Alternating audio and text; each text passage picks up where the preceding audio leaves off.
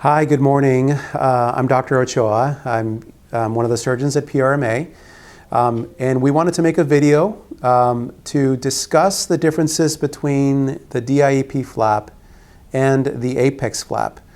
The apex flap is a relatively, is a name given to a flap that actually we've been doing for quite some time now, but it's becoming a little bit more known in the non-professional world of microsurgery, where we are being asked about it more specifically, about apex flaps versus DIEP flaps. So this video is being done to discuss some of the subtle differences there are between the apex flap and the DIEP flap. Hopefully this will answer a lot of the questions that we get.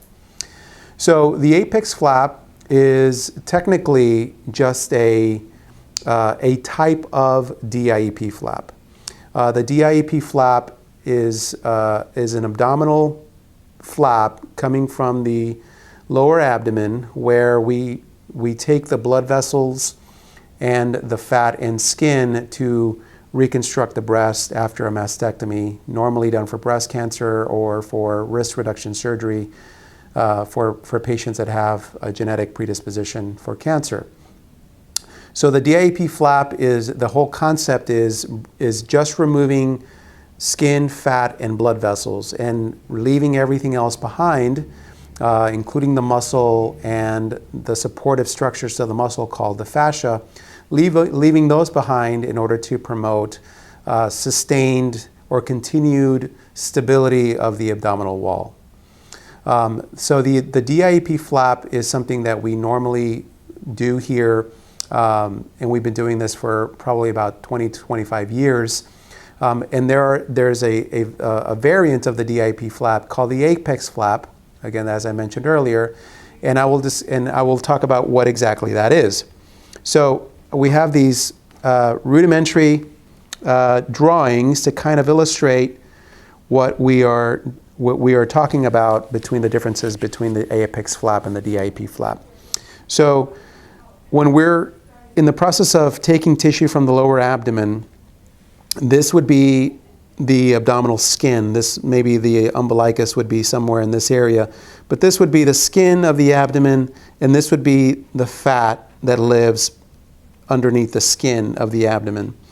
And the way that the DIEP flap is normally configured is that the blood vessels that are providing blood flow to this tissue travel from the pelvis, and they normally divide, sort of like a tree, into different branches that are providing blood flow to this tissue. And sometimes what we find is that the location of where these branches are entering the actual fat they may be slightly separated from each other. So the muscle, which is this structure here, the muscle between these two branches has to be divided in order to take or harvest this tissue on these two branches. If we find that this one branch, for example, is very large, we may not need the second branch. But if the second branch or if both of these branches are relatively small, then we may need to take both of these branches with the flap harvest in order to optimize the blood flow to this tissue. So in situations where they branch in a way that it makes us need to divide this muscle, sometimes what we need to do is actually cut one of these branches near the area that they're originating from, and to eliminate the need to remove or to cut this tissue, and later on we would reconnect this one branch again. That particular component, which is division of one of these branches and reconnection, that would be what would be referred to as the apex flap. So I have this other drawing here. So in this situation, so the branch was divided here, leaving a stump of this other branch, and we no longer need to cut the muscle that's in between these two branches. We're able to harvest this whole segment of tissue with the one connected branch, and now we're able to eliminate the need for that muscle division. So further on, after we transfer the tissue, this would be on the right side of the patient, we reconnect the blood vessels to the blood vessels that are providing blood flow to the flap. We also reconnect the branch that we had divided originally. So then this again would be now called an apex flap, which is just a version of the DIEP flap. This is something that we have actually been doing for a number of years. We never named it because it was just a variant of a DIEP flap. We didn't think it deserved a different name. But now there has been a push to actually name this kind of flap. And by having a name to it, now this sort of gets, this becomes prominent in people's minds as, okay, I would prefer an apex flap to a DIEP flap.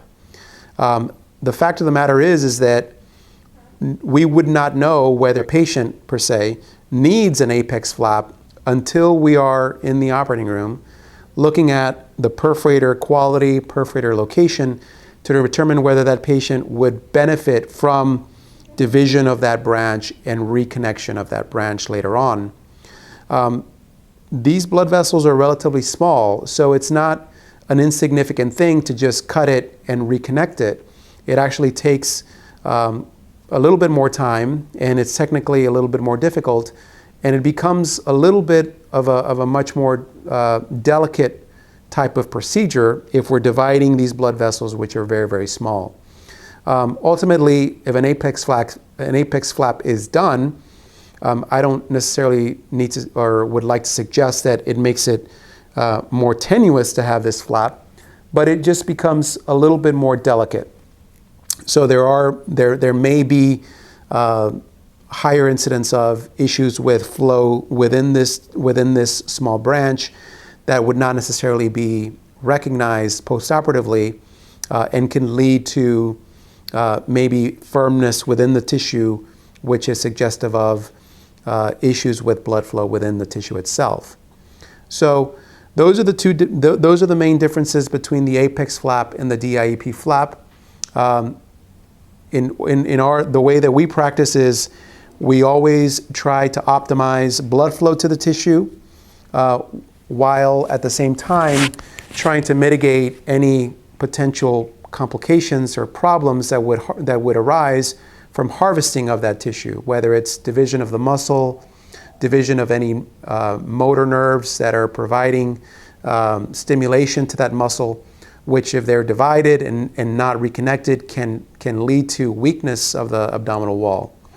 So during our surgeries, we always try to take a stepwise and individual approach to every flap harvest, where we're trying to optimize the blood flow without having to compromise anything else.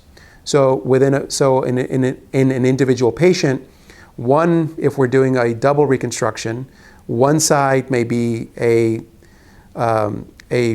straightforward DIEP flap with one perforator, and another one, the other side, may be an apex flap, because just the particular way that particular flap had their particular perforators arranged, and the quality of those perforators required more than one perforator to be used for flap harvesting. Therefore, that patient may benefit from an apex modification to that flap.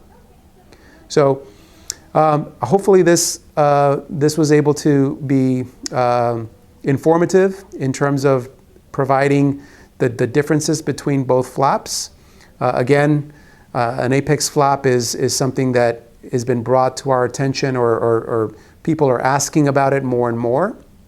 And I believe that will continue as this name is, or the apex name is used in circles in social media, for example. Then that would be something that patients would want to know about. So hopefully this provides enough information for patients to be more appreciative of the nuances between both kinds of flaps. Again, we perform both kinds of flaps here at PRMA. It's just dependent on where those perforators are and what would lead to less chance of any sort of complication.